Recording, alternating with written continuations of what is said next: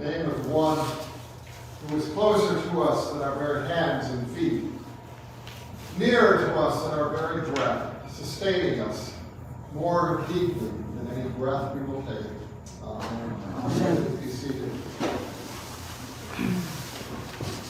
The story of Jesus and his mother at the wedding in Cana is a great story. I'm not going to talk whether or not it's historically accurate or not. I don't think that was really the point of the author. He was telling a very good story and a point about the power of God in the person of Jesus and Mary. Now, there are certain biblical characters that seem larger than life. Abraham, Moses, Jesus. And Mary is in that pantheon. And when people say we are to be like Jesus, part of me thinks, yeah, well, Jesus was the Son of God. Come on. Or it's like saying be like Moses. Oh, come on. Even Mary moves into that other kind of tier of unattainable status. And yet the Gospels are very clear that we have been made brothers and sisters with Jesus. And Mary is a great example to us of what faith is all about. And she is in this great journey of faith that Abraham brought to us. She is in her way, and we are called to do it in our way. We all have a different journey, a different call. And yet Mary, her response to God when God came to her and passed by in the form of this angel, she said, "Here am I. Be it according to your will." Jeremiah, likewise. Isaiah, "Here am I, Lord." This is the great Hineni, is the Hebrew. "Here am I. Be it according to your will." What is it? The call and the answer. We all have moments of grace that pass us by, that touch us, that open us up at a certain moment. And we have that opportunity to say, "Here am I. Oh God, I am yours." They might pass by and I can say, "Wow, there is a God, good luck." But when we say, "Oh God, here I am, use me," everything changes. There are terms and phrases that people use, whether it be a born-again moment, an epiphany, an aha, whatever it might be. We all have a different story to tell. John, by telling this one story, says this is one story. There are other stories. Your story is just like this story, but it's different. We all have a different moment of grace and aha.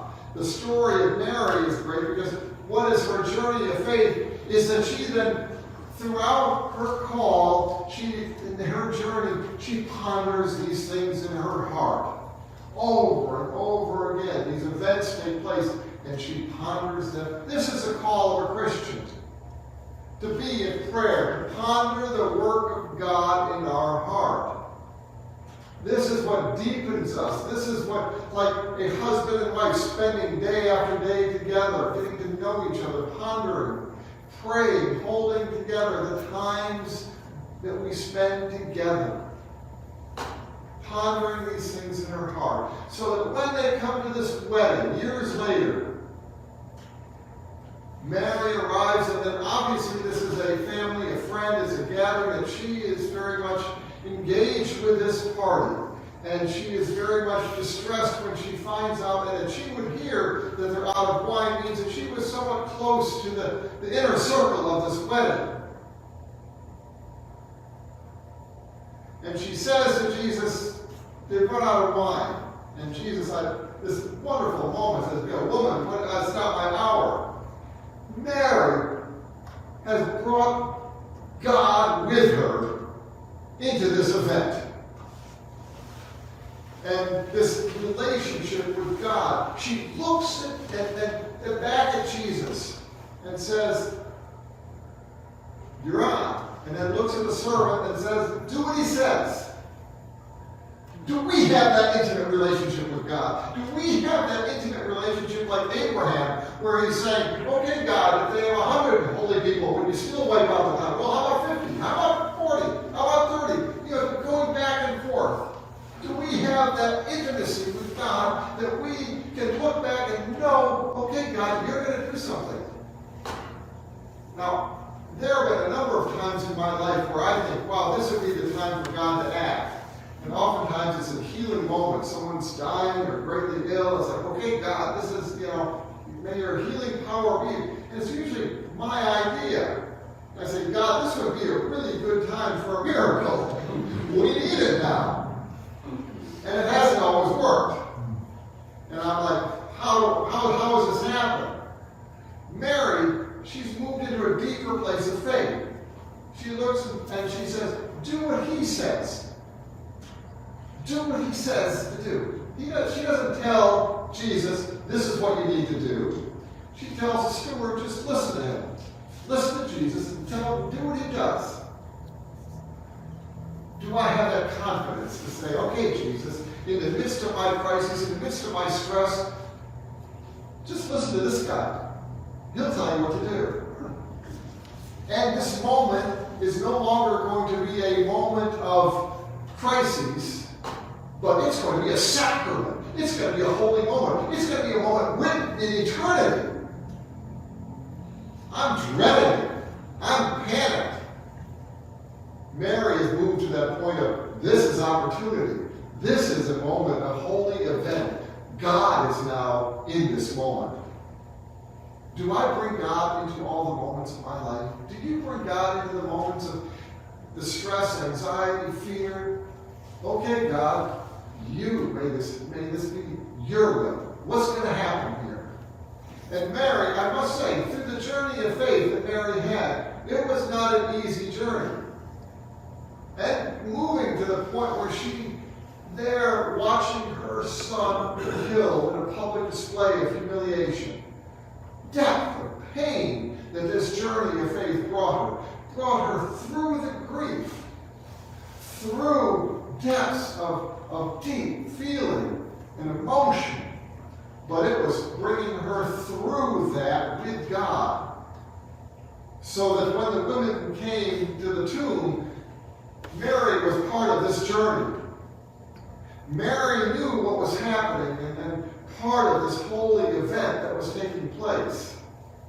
Are we that intimate with God that it's not just this born-again moment, aha, but we're continuing our journey, that we know Jesus in our midst that well, so that every moment of crisis, every family dysfunctional gathering, every dynamic of community distress, that I can say, Jesus is here with us. This is the sacramental moment. Part of my role as a priest is reminding us that in the communion, that this is a holy meal, a sacrament. And it is a reminder to you, it's bringing Jesus into your life, that when you go have your lunch today, it is a sacrament. It is not just lunch. God is with you. The power of God and the opportunity of the relationships that you have with each other and with yourself is holy. You are now on the same plane with Mary, Jesus, Abraham. We're on another plateau. Let us stand and take that stage with dignity. Like Mary, to have the boldness of faith, that we can speak to God in such a way that it's a personal experience. And if we can tell those gathered in the midst of anxiety around us, it's going to be okay. It's going to be okay. And to be open, we might find the surprise of the water into wine, something that I never imagined could have happened. Can I be open to something that is beyond what I could ever imagine happening? God can do it. I want a cure for cancer. I want a cure for the pandemic. But Jesus, in all of the healings, is very particular. It's this moment with these people. This is what we're doing. These people, here we are. What's it going to be today? I want a uniform liturgy that applies to everyone. For God's love is a very personal experience. It's the same love for all of us, the same breath of life into our heart. But we need to walk like Mary. so deeply in our prayer that when I am faced with anxiety, when I'm faced with crisis, when I'm faced with uncertainty, I can look into God's eyes and say, this is the opportunity of sacrament. This is the opportunity of grace. The opportunity of surprise. I let go so that God might move and act in my life. Let us move with Mary in this relationship with God that is not just a moment when I come and check things off, but it is there, the very breath of my being. Before I breathe the breath of God into my heart. Before I reach my hand, I know that in that hand is God. When I hold on to something, my anger, my frustration, or even my hard opinions, I'm blocking out that love. Let us let go. Let us open the door that we, like Mary, can enter our anxiety, enter our fear, knowing that God is with us. Amen.